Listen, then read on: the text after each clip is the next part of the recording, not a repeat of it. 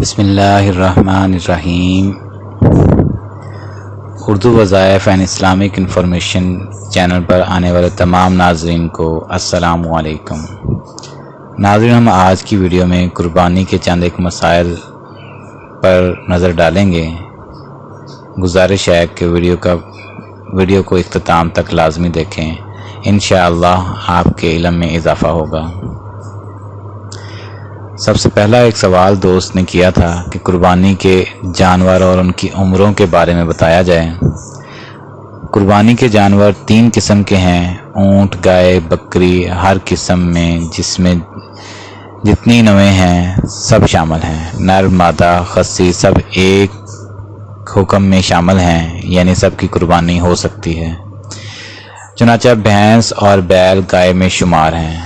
یہاں آپ کو بتاتے چلیں، بھینس کے بارے میں کچھ علماء کرام یا کچھ افراد کا یہ ماننا ہے کہ بھینس کی قربانی جائز نہیں ہے، جبکہ زیادہ تر علماء کرام کا متفقہ رائے یہی ہے کہ بھینس کی قربانی جائز ہے اور اس میں کوئی قباحت نہیں ہے۔ بھیڑ اور دمبا بکری میں شامل ہیں۔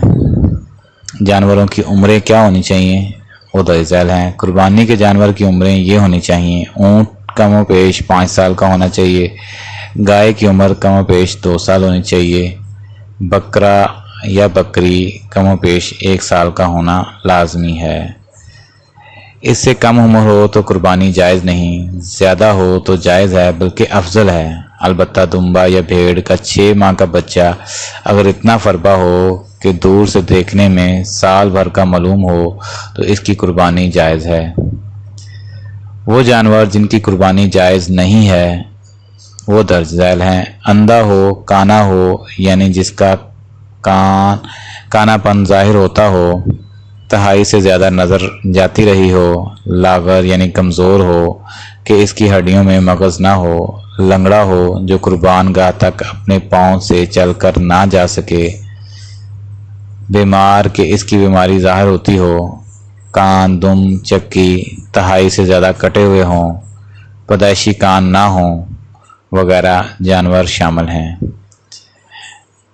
یہ تھی ناظرین ہماری آج کی ایک ویڈیو، جس میں ہم نے کچھ مسائل جو قربانی پر زیادہ تر لوگ سوالات کی شکل میں پوچھتے ہیں تو ان سے ہم نے آپ کو آگاہ کر دیا ہے۔